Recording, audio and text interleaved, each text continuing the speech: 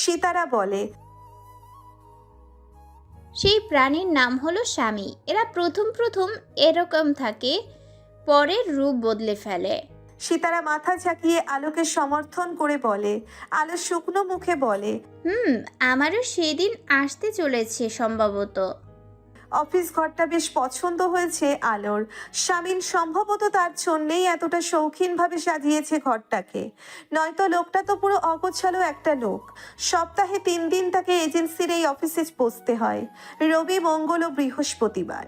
এই 3 দিন হচ্ছে তার অফিস টাইম। আলো প্রথমে বেশ অবাক হয়েছিল, সন্ধ্যা 6টা থেকে 8টা কোনো অফিস টাইম নাকি।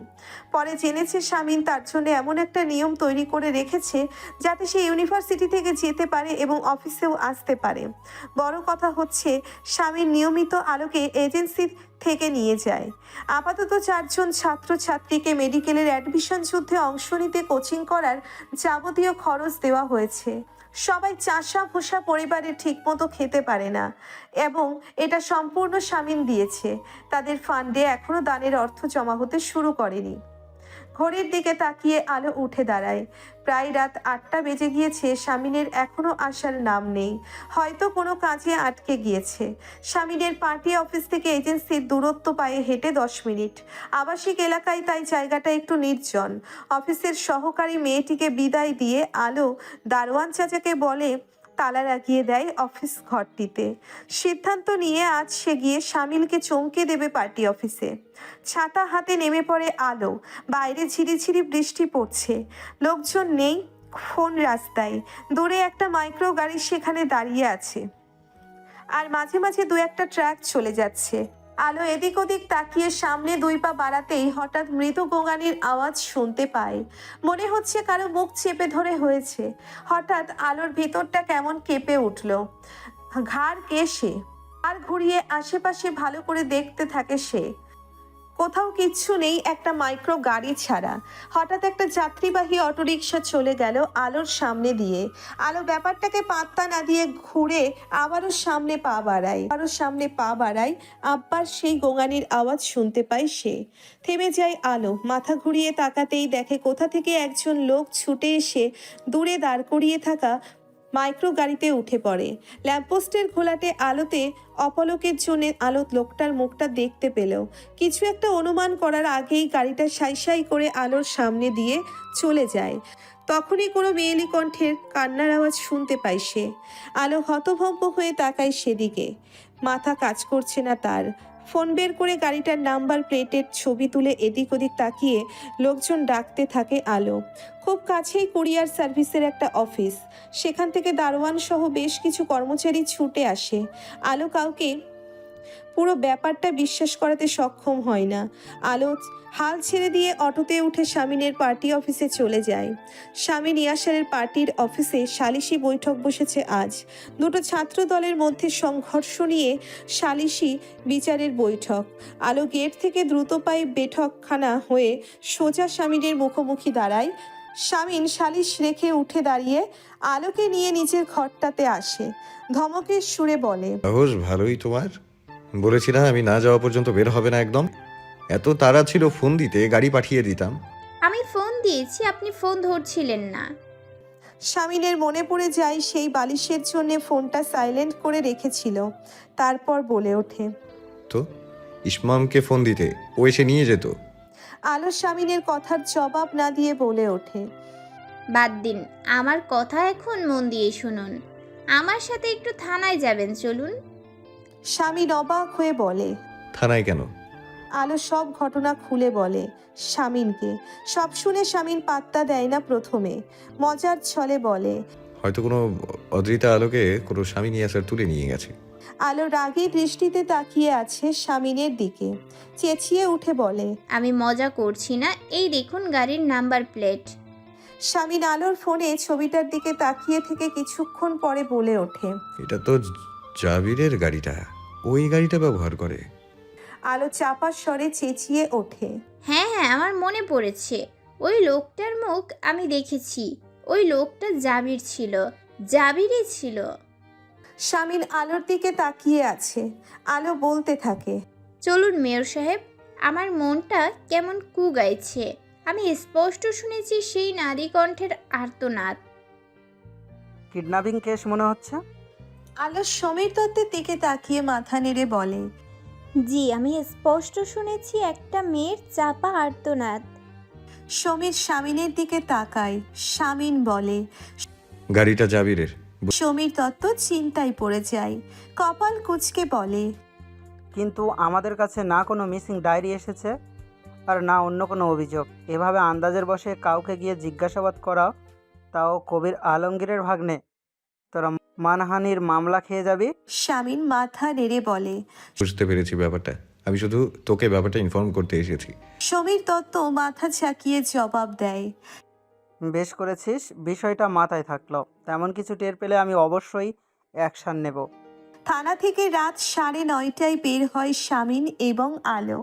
আলো মাথায় শাড়ির আঁচল তুলেছে। গাড়ির কাছে এসে স্বামীন আলোর দিকে ঘুরে দাঁড়িয়ে কটমট দৃষ্টি দেয় আলোর দিকে। আলো ঘাবড়ে যাওয়া মুখ করে বলে, কি হয়েছে? আমি আবার কি করলাম? এখন আমাকে চোখ রাঙাচ্ছেন কেন? আর যদি কখনো আমি দেখি বেশি পাকনামি করে আমাকে না বলে অফিস থেকে বেরিয়ে যেতে, তাহলে খুব খারাপ হয়ে যাবে। আমি খুব রেগে গিয়েছি তোমার উপর আলো। আমি ছাড়া অফিস থেকে এক পাও বাইরে দেয়া যাবে না, এমনটা কথা ছিল না। সবসময় একটু বেশি বুঝতেই হবে। আলো বলে, আমি তো আপনার দেরি হচ্ছিল দেখে। স্বামীন প্রচণ্ড রেগে গাড়িতে উঠে বসে। আলো চুপচাপ পাশে বসে স্বামীনের দিকে তাকায়। মানুষটা অস্বাভাবিক রেগে গিয়েছে। এখন কিভাবে রাগ ভাঙাবে তার? বাড়িতে এসেও প্রচণ্ড গম্ভীর হয়ে থেকেছে স্বামীন। খাবার টেবিলে চুপচাপ খেয়ে উঠে গিয়েছে। আলোর এবার খুবই বিরক্তি লাগছে। সামান্য অপরাধের এমন শাস্তি হতে পারে না। বিছানায় বসে কিছু কাগজপত্র দেখছিল স্বামীন। আলো স্বামীনের রাগ ভাঙানোর জন্যে এসে তার পাশে বসে কাঁধে মাথা রাখে। স্বামীন কোনো কথা বলে না। আলো নরম গলায় বলে, সরি, আর করবো না এমন পাকনামি। সরি বলার কিছু নেই। কাল থেকে এজেন্সিতে যাওয়ার কোনো প্রয়োজন নেই। যা টাকা লাগবে আমাকে বলবে, ওই টাকা দিয়ে ইচ্ছে মতো ভাইদের এটা সেটা কিনে দেবে। আলো স্বামীনের দিকে তাকায়। স্বামীনের গালে হাত রেখে মুখটা আলোর দিকে ঘুরিয়ে বলে, আচ্ছা, সে দেখা যাবে। আগে আপনি মুড ঠিক করেন প্লিজ। এভাবে দেখতে ভালো লাগছে না আপনাকে। স্বামীন আলোর দিকে তাকায় ঠিকই, কিন্তু মুখটা এখনো গম্ভীর করে রেখেছে। আলো একটা গভীর নিঃশ্বাস ফেলে নিচু স্বরে বলে, রাগ কিভাবে কমবে? কি করতে হবে? স্বামীন চুপচাপ তাকিয়ে থাকে আলোর দিকে। আলো মাথা নিচু করে বলতে থাকে, বলুন কি করতে হবে? কমলা রঙের একটা শাড়ি পরে আসলে রাগ কমবে? স্বামীন কয়েক মুহূর্ত চুপ করে আলোর দিকে তাকিয়ে থেকে গম্ভীর কণ্ঠে বলে ওঠে, কমবে। শান্তি নীরের পরিবেশটা থমথমে হয়ে আছে। একটা বড় সড় ঝড় চলে গেলে প্রকৃতি যেমন নিস্তব্ধ হয়ে যায়, ঠিক তেমনি হয়ে আছে পরিবেশ। ঘটনার সূত্রপাত ঘটেছে দোতলার লিভিং রুমে। ইসমাম নিজের ল্যাপটপে প্রজেক্ট নিয়ে কাজ করছিল। স্বামীন এসে তাকে জানায় আজ বিকেলে একজন মেয়ের সাথে দেখা করতে যেতে হবে তাকে। রেস্টুরেন্টে টেবিল বুক করে রেখেছে সে। ইসমাম কিছু না বলে উঠে যেতে নিচ্ছিল, তখনই স্বামীন রাগের মাথায় এটা ওটা ভাঙচুর শুরু করে দেয়। ভাইয়ের প্রতি পাল্টা রাগ দেখাতে না পেরে ঘরে ঢুকে নিজেও জিনিসপত্র ভাঙতে শুরু করে ইসমাম। স্বামীন চেঁচিয়ে যাচ্ছে, তোর সমস্যা কোথায়? আমি দেখেই ছাড়বো। আজকে তুই যাবি রেস্টুরেন্টে। দুই ভাই তাদের নিজেদের ঘরে বসে মেজাজ দেখাচ্ছে। আলো এবং বাকিরা দোতলা লিভিং রুমে দাঁড়িয়ে আছে অপ্রয়োজনীয় রেফারি হয়ে। কিছুক্ষণ দাঁড়িয়ে থেকে আলো দরজা ঠেলে ভেতরে ঢোকে। স্বামীন শার্টের বোতাম লাগাতে লাগাতে বলে, বলে দিও তোমার দেবরকে বিকাল 4টায় দেখা করতে হবে। মেয়ের সাথে মেয়ের বড় ভাই আর ভাবি থাকবে, আর ইসমামের সাথে তুমি আর ঈশিতা যাবে। আমি কিছুক্ষণ পরে জয়েন করব, সময় বের করে। আমি ওনাদের ফোন করে ফাইনাল করে দিচ্ছি। আলো আমতা আমতা করে বলে, এভাবে ওর পারমিশন ছাড়াই ফাইনাল করে দেবেন? ও যদি না যায় তাহলে তো আপনার মান সম্মান নষ্ট হবে। যাবে, ওর খাঁড় যাবে। আলো কিছুক্ষণ চুপ করে থেকে বলে ওঠে, বলছিলাম আমি একটু কথা বলে দেখব। স্বামীন ওয়ালেট আর ফোন হাতে তুলে নিয়ে আলোর গালে হাত বুলিয়ে যেতে যেতে বলে, দেখতে পারো, তবে ওকে বলে দিও যেতে কিন্তু হবেই। আপাতত কোনো ভাঙচুরের শব্দ শোনা যাচ্ছে না। আলো পা টিপে টিপে ইসমামের ঘরের দিকে অগ্রসর হয়। দরজা ভেজিয়ে রাখা, হাত দিয়ে ঠেলে সরিয়ে ভেতরে ঢুকে দরজা চাপিয়ে দেয় সে। ইসমাম কপালে একটা হাত রেখে ইজি চেয়ারে আধশোয়া হয়েছিল। কারো অস্তিত্ব টের পেয়ে ঘুরে তাকাতেই আলোকে দেখে উঠে দাঁড়িয়ে যায়। আলো ইসমামের দিকে তাকিয়ে আছে। ইসমাম চেঁচিয়ে ওঠে। স্বামীর হয়ে ওকালতি করতে এসেছ, যাও এখান থেকে। আলো চলে যায় না, একটা চেয়ার টেনে বসে পড়ে। ইসমামের দিকে তাকিয়ে থাকে। ইসমাম রাগী গলায় বলতে থাকে। শোনোনি আমার সিদ্ধান্ত? যাও, তোমার সিদ্ধান্ত গিয়ে বলে দাও। কেন করছো এমন? আলো ঠান্ডা গলায় জানতে চায়। ইসমাম কণ্ঠে বিরক্তি নিয়ে বলে। বিয়ে করতে আগ্রহী নেই, কতবার বলবো? তোমার ভাইয়া তোমার ভালো চাই ইসমাম। ভাইয়া ভালো চাই, তুমিও ভালো চাও, ইস্যু ভালো চাই, মেজো ভাইয়া ভালো চায়, মেজো ভাবি ভালো চায়, তোমরা সবাই ভালো চাও, শুধু আমি আমার ভালো চাই না, তাই তো? এটাই বলতে চাইছো? সেরকমই মনে হচ্ছে, নয়তো বিয়েতে আপত্তি করার কোনো কারণ দেখছি না। ইসমাম আলোর দিকে কিছুক্ষণ তাকিয়ে থেকে বলে ওঠে। একটা মেয়েকে চিনে না জানে না, হুট করে তাকে বিয়ে করে নেব? এটা 2023 অদ্রিতা, সরি ভাবি। আলো কয়েক মুহূর্ত চুপ থেকে বলে। তো চিনবে জানবে, এই জন্য তো দেখা করতে বলা হচ্ছে। আগে কথা বলে দেখবে, তারপর ভালো না লাগলে জানিয়ে দিবে, অন্য মেয়ে দেখা হবে। পারবো না, আমার ইন্টারেস্ট নেই। পারবে, তোমার ভাইয়ার জন্য পারতে হবে। ভাইয়ের জন্য, ভাইয়ের খুশির জন্য আমি মনের বিরুদ্ধে একটা কাজ করব। কেন? ভাইয়ার খুশির জন্য এর আগে তো অনেক কিছুই করেছো, তাহলে এখন এত নাটক করছো কেন? কথাটা বলে আলো থামে, তারপর বলে ওঠে। মেয়ের ফ্যামিলিকে আজ দেখা করার কথা জানিয়ে দিয়েছে তোমার ভাইয়া। বিকেলে তৈরি থেকো, আমি আর ঈশিতা যাব তোমার সাথে। যা মন চাই করো। কথাটা বলে ইসমাম হন হন করে ঘর থেকে বেরিয়ে লাইব্রেরির দিকে যায়। পরি ছুটে আসছিল এবং কাকতালীয়ভাবে ইসমামের সাথেই ধাক্কা খেয়ে যায়। চোখ তুলে ইসমামকে দেখে একটা ঢোক গিলে নেয় পরি। তার কপাল এতটা খারাপ কেন? ইসমাম প্রচণ্ড রেগে বলে ওঠে। চোখ দুটো নিজে ঠিকভাবে কাজে লাগাতে পারো না, ওই দুটো দান করে দিলে তো পারো কোনো অন্ধকে। কি হচ্ছে কি ইসমাম? পেছন থেকে ঈশিতা ধমকে ওঠে। আলো এসে সেখানে দাঁড়ায়। ইসমাম কাউকে পাত্তা না দিয়ে চুপচাপ চলে যায় সেখান থেকে। পরে দাঁড়িয়ে থাকে বোকার মতো। আলো এসে বলে। ছুটছিলে কেন? সবসময় এত ছুটোছুটি করো কেন? আমি ছাদে ছিলাম, বাবা তার কটেজ থেকে ডাকছিল, ছুটে আসতে গিয়ে ধাক্কা লাগলো। বুঝতে পারিনি রামগুরুর ছানা বাড়িতে আছে, নয়তো ভুলেও দোতলায় উঠতাম না ভাবি। মুখ কাঁচুমাচু করে বলে পড়ি। আলো মেয়েটিকে দেখে অতিমাত্রায় সুন্দরী একটা মেয়ে, এমন সুন্দরী মেয়ে সে এই শহরে খুব কমই দেখেছে। পুরো কাশ্মীরের মেয়েদের মতো গায়ের রং, সব দিক থেকে পারফেক্ট, শুধু একটু সরল আর ভীতু প্রকৃতির। আচ্ছা, একে ইসমামের পাশে কেমন লাগবে? কথাটি ভেবে আলো নিজেই নিজেকে শুধরে নেয়। তার মনে হওয়াতে কি চাই আসে? ইসমামের ভাইরা আছে ইসমামের জন্যে, তার আগ বাড়িয়ে এসব ভাবার দরকার কি? ওয়েটার এসে অর্ডার নিয়ে চলে যায়। আলো তার মুখোমুখি বসে থাকা মেয়েটিকে দেখতে থাকে। ইসমাম মাথা নিচু করে চুপচাপ বসে আছে। মেয়ের ভাই আর ভাবি নিজেদের মধ্যে কথা বলছে। ঈশিতা আলাপচারিতা সহজ করার জন্যে মেয়েটিকে বলে ওঠে। তোমার সাবজেক্ট কি ফিহা? ফিহা বলে মেয়েটি মাথা তুলে তাকায় না, মাথা নিচু করেই অস্ফুট স্বরে জবাব দেয়।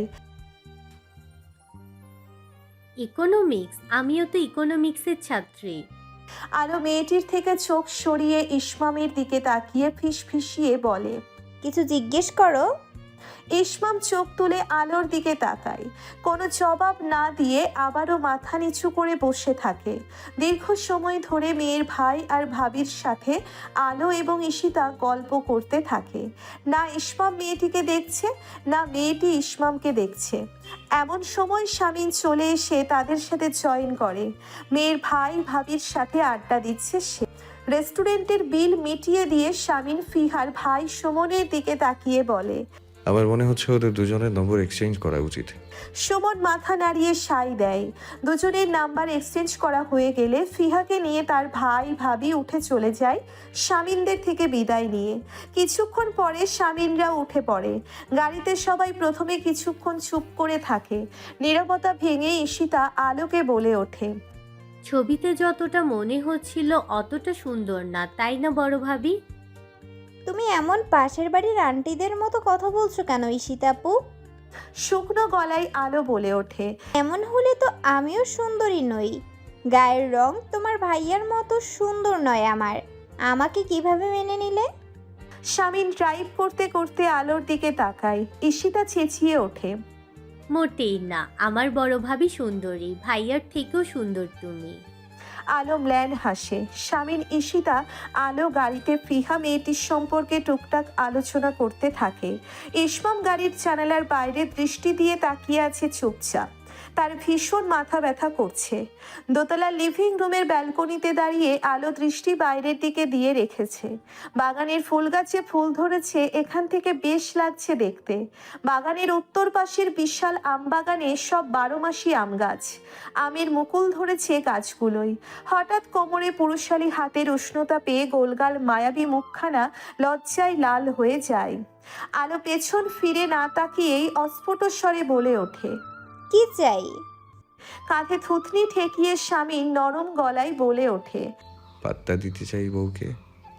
আলো বলে ওঠে। কিন্তু বউ এখন পাত্তা চাচ্ছে না। শামিন মৃদু হেসে আলোকে পাঁচা কোলা করে তুলে নেয়। লজ্জা পেয়ে আলো শামিনের শার্ট খামচে ধরে। অস্ফুট স্বরে বলে ওঠে, ইহান, ইহান গার্ডেনে পোনা চাচার সাথে বল খেলছে। চুলোয় কোনো তরকারি বসিয়ে আসুনি। জাপানে টর্নেডো হচ্ছে না, পৃথিবী উল্টে যাচ্ছে না।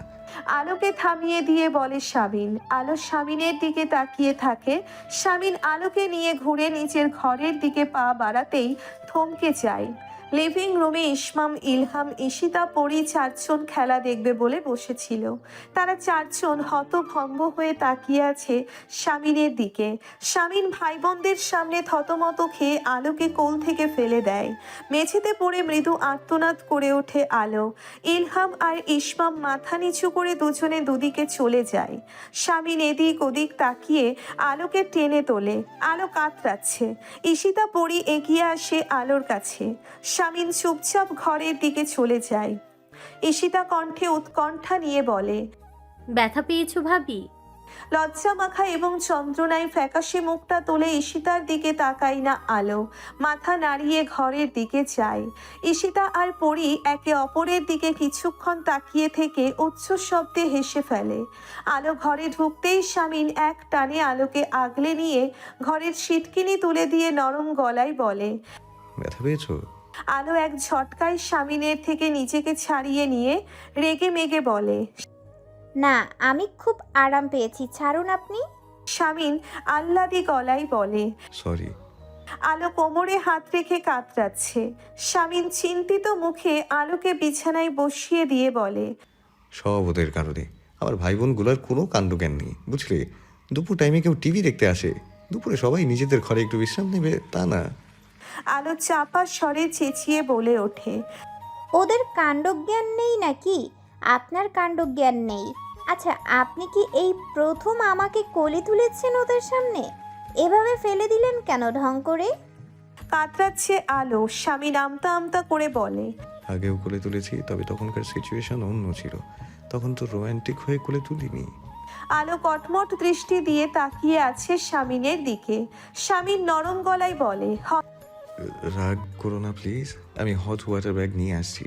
হন্তদন্ত হয়ে জাবির তার মামা কবির আলমগীরের কক্ষে প্রবেশ করে। কবির আলমগীর তখন খাদ্যমন্ত্রীর সাথে ফোনালাপে ব্যস্ত ছিল। জাবির গম্ভীর মুখে হাত মুষ্টিবদ্ধ করে দাঁড়িয়ে আছে।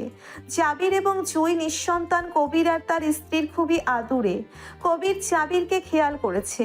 খাদ্যমন্ত্রীর সাথে দীর্ঘ ফোনালাপ শেষ করে কবির জাবিরের দিকে তাকায়। গম্ভীর কণ্ঠে কি হয়েছে তা জানতে চায়। জাবির চেঁচিয়ে বলে ওঠে, মামা, তোমার পোস্ট সামিন ইয়াসা আর কি শুরু করেছে এসব? আমার মাথা গরম হয়ে গেলে কিন্তু ওর খুব খারাপ অবস্থা করে ছাড়বো। ওকে বুঝিয়ে বলো। কি করছে? ঠান্ডা গলায় জানতে চায় কবির আলমগীর। কি করেছে? থানা থেকে এসআই নজরুল ফোন দিয়েছে। ও আর ওর বউ গিয়েছিল থানায় আমার নামে অভিযোগ করতে। আমি নাকি কোন মেয়েকে তুলেছি আমার মাইকোতে। হোয়াট? কবির আলমগীর উঠে দাঁড়িয়ে যায়। জাবির বলতে থাকে, ওই সামিন দত্তের কাছে গিয়েছিল। মামা তোমাকে শুরু থেকে বলে এসেছি ওকে বের করো বের করো, তুমি শুনলে না। এখন ওর শ্বশুর তোমার কাছে ধরে টান দিচ্ছে আর ওর বউ আমাকে ফাঁসাতে চাইছে। তুমি ওই সামিন কালসাপটাকে কেন এখনো গলা ধাক্কা দিয়ে বের করছো না পার্টি থেকে? কবির আলমগীর চুপ করে থাকে। জাবির চেঁচাতে থাকে, মেয়র মাই ফুট, ওকে বের করো। গতবার দ্বিতীয় দফায় নির্বাচনের পর যখন ওর পার্টি থেকে বের হবার কথা ছিল তখন সবাই দরদ দেখিয়ে রেখেছিল। এখন বোঝো, বোঝো ঠেলা। আচ্ছা বুঝবো, আগে বলো তুমি এমন কিছু করনি তো? জাবির থতমত খায়, চেঁচিয়ে বলে, মামা প্লিজ। আচ্ছা ঠিক আছে, যাও, আমি দেখছি। আজ এত তাড়াতাড়ি ফিরলেন যে? আলোকে পেছন থেকে আগলে ধরায় স্বামীনের উদ্দেশ্যে আলো বলে ওঠে। আলোর কানের কাছে মুখ নিয়ে স্বামীন অস্ফুট স্বরে বলে ওঠে, হঠাৎ খুব চাঁদ দেখতে ইচ্ছে করছিল বাড়িতে এসে। কিন্তু এখন তো আমাবস্যা, চাঁদ কোথায় পেলেন? আলোর কথা শুনে স্বামীন হেসে ফেলে। আলোর নাক টিপে দিয়ে বলে, তোমার ওই স্টুপিড ধূসর রঙের চাঁদ দেখার আমার কোনো আগ্রহ নেই। আমি যে চাঁদের কথা বলছি তার নাম আলো, আমার আসিয়া। আলো স্বামীনের দিকে তাকিয়ে বলে, ইস, এসব 90 দশকের বস্তা পচা ডায়লগগুলো মুখস্থ করে রেখেছেন। আপনার ফ্লার্টিং স্কিল নেই বললেই চলে মেয়র সাহেব। ভদ্রভাবে প্রেম নিবেদন করেছি। একজন মেয়র কি সরাসরি বউকে বলে দেবে আমি বউটাকে চুমু খেতে এসেছি? এভাবেই তো বলবে, ভদ্রভাবে, মার্জিতভাবে। আলো লাজুক মুখটা নামিয়ে রাখে। স্বামীন থুতনি ধরে মুখটা উঁচু করে বলে, বিশ্বাস করো, তোমাকে এভাবে লজ্জা পেতে দেখলে আমার বুকে সূক্ষ্ম যন্ত্রণা হয়। আমি মরে যাই এক অদ্ভুত অনুভূতিতে। আলো প্রসঙ্গ পাল্টে বলে, আজ জামিল ভাই আমাকে একটা শাড়ি পাঠিয়েছে। ওনার ছেলেকে যে উপহার দিয়েছিলাম তার রিটার্ন গিফট হিসেবে। বেশ ভালো। আলো একটু থেমে বলে ওঠে, আপনি আমাকে কত কিছু দেন, আমি আপনাকে কিছুই দিতে পারি না, খারাপ লাগে। স্বামীন হেসে ফেলে, তারপর বলে, দিও কিছু একটা কিনে দিতে ইচ্ছে করলে। টাকা জমাচ্ছি আপনাকে উপহার কিনে দেব বলে, সস্তা কিছু দেব না। দামি কিছু দিতে চাও? স্বামীন আলোর দিকে তাকিয়ে প্রশ্ন করে। আলো মাথা ঝাঁকিয়ে বলে, আপনার পছন্দ মতো কিনে দিব। কি দেব বলুন? কত টাকা জমিয়েছ এখন পর্যন্ত? 2500 টাকা। কিন্তু আমার যা লাগবে তা তো এই টাকা দিয়ে কিনা যাবে না, অনেক দামি। আলো অবাক হয়ে স্বামীনের দিকে তাকায়, তারপর বলে, অনেক দামি কিছু, সেটা কি? স্বামীন তার স্ত্রীকে আগলে নিয়ে কানের কাছে ফিসফিসিয়ে বলে ওঠে। একটা বাচ্চা। আলো মাথা নিচু করে রেখেছে। দীর্ঘ সময় ধরে সে চুপচাপ। স্বামীন আলোর দিকে ঝুঁকে আলোর চোখের দিকে তাকিয়ে বলে, দেবে?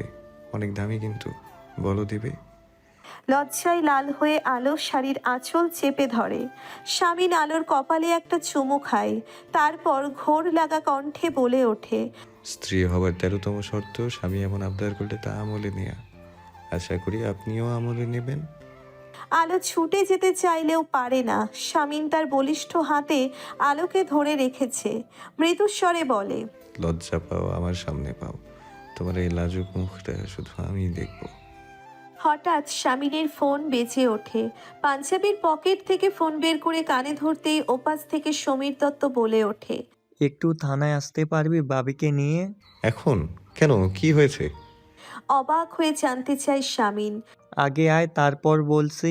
সমীর ফোন কেটে দেয়। স্বামীন আলোর দিকে তাকিয়ে বলে, চলো থানায় যেতে হবে আমাদের। সমীর দত্তের কক্ষে ঢুকে অবাক হয়ে আলো আশেপাশে তাকায়। দুজন মধ্যবয়সী ভদ্রলোক এবং ভদ্র মহিলা বসে আছে। ভদ্র মহিলার শাড়ির আঁচল মুখে চেপে ধরে কাঁদছে। সমীর স্বামীন আর আলোকে বসতে বলে স্বামীন বসে সমীরের দিকে তাকিয়ে বলে, কি হয়েছে? ওনারা এসেছে মিসিং কমপ্লেন করতে। ওনাদের মেয়ে কাল সন্ধ্যা থেকে মিসিং নিয়ে যে আলো আতঙ্কিত মুখে ভদ্র মহিলার দিকে তাকায়। এই ভদ্র মহিলার মনের উপর দিয়ে কি বয়ে যাচ্ছে সে বেশ বুঝতে পারছে। শামিন আলোর দিকে এক পলক তাকিয়ে সমীরের দিকে তাকায়। সমীর বলতে থাকে, ওনার মেয়ে তার এজেন্সির পশ্চিমে বয়েজ কলেজের ম্যানেজমেন্ট বিভাগের গোপাল স্যারের কাছে টিউশন নিতে যেত সন্ধ্যা 6:30 থেকে 7:30। শামিন কিছুক্ষণ চুপ করে থেকে বলে, আলোর ধারণা কি তবে ঠিক বলে মনে হচ্ছে? সমীর মাথা নাড়িয়ে বলে, এখনো বলতে পারছি না, এভাবে অনুমানের ভিত্তিতে কিছু করাও যায় না। তবে ওই মেয়ের বান্ধবীর থেকে একটা ক্লু পেয়েছি। জাবির মেয়েটাকে বিরক্ত করত। আমার খুব রাগ হচ্ছে শামিন। জাবির আমাদের বয়সী, আর ওই মেয়েটা নাম অন্তরা, ইন্টার ফার্স্ট ইয়ারের মেয়ে, বাচ্চা বয়সী। আলো কাঁপা কাঁপা গলায় বলে, আমি একটু মেয়েটার ছবি দেখতে চাই। সমীর ছবি দেখায়। আলোর বুকটা মোচড় দিয়ে ওঠে। এই মেয়েটা ছিল তবে বাচ্চার জন্য আকুতি করছিল এই মেয়েটা। কি ভীষণ মিষ্টি একটা মেয়ে। অন্তরা নামের মেয়েটির মা কেঁদে যাচ্ছে। আলো কোনো ভাষা খুঁজে পাচ্ছে না সান্ত্বনা দেওয়ার। সমীর শামিনের দিকে তাকিয়ে বলে, তোরা বাড়ি যা, আমরা আমাদের কাজ চালিয়ে যাচ্ছি। প্রাথমিক জিজ্ঞাসাবাদ করব এখন, তবে বাবিকে আসতে হতে পারে আবারও। আমি কুরিয়ার সার্ভিসের অফিস গেটের সিসিটিভি ফুটেজ চেক করেছি। বাবি সত্যি বলছে, ফুটেজে বাবির মধ্যে অস্থিরতা দেখতে পেয়েছি। তবে মাইক্রো গাড়িটাতে কেউ ছিল কিনা বোঝা যায়নি। মেয়েটাকে সম্ভবত গলির ভিতর থেকে তুলে নেওয়া হয়েছে। শামিন মাথা ঝাঁকায় বলে, এনি টাইম, তুই শুধু ফোন দিস। শামিন আজ চোখে আলোর দিকে তাকায়। মেয়েটা পুরো রাস্তায় বিষণ্ণ থেকেছে। ঘরে এসেও চুপচাপ। আলোকে টেনে কাছে নিয়ে শামিন নিজের বুকের সাথে মিশিয়ে নেয়। আলো কাঁপা কাঁপা গলায় বলে, খুব খারাপ লাগছে মেয়র সাহেব। বুঝতে পেরেছি আমি। আলোর মাথায় হাত বুলিয়ে দিতে দিতে শামিন বলে, ওনাদের মনের মধ্যে এখন কি বয়ে যাচ্ছে বলুন তো? শামিন চুপ হয়ে থাকে। এমন পরিস্থিতির শিকার তো আলো হয়েছিল। মেয়েটা হয়তো বা সেদিনের কথা মনে করে ভয়ে আরো তথস্থ হয়ে আছে। পরম স্নেহে আলোর মাথায় হাত বুলিয়ে দিতে দিতে বলে, দোয়া করো তুমি মেয়েটির জন্য, কিচ্ছু হবে না। মনটা কেমন অশান্ত হয়ে আছে আলোর। শামিন বাতি নিভিয়ে দিয়ে আলোকে নিয়ে শুয়ে পড়ে। একটা অচেনা মেয়ের জন্য আলোর অস্বাভাবিক উৎকণ্ঠা দেখে আরো কষ্ট হচ্ছে খুব।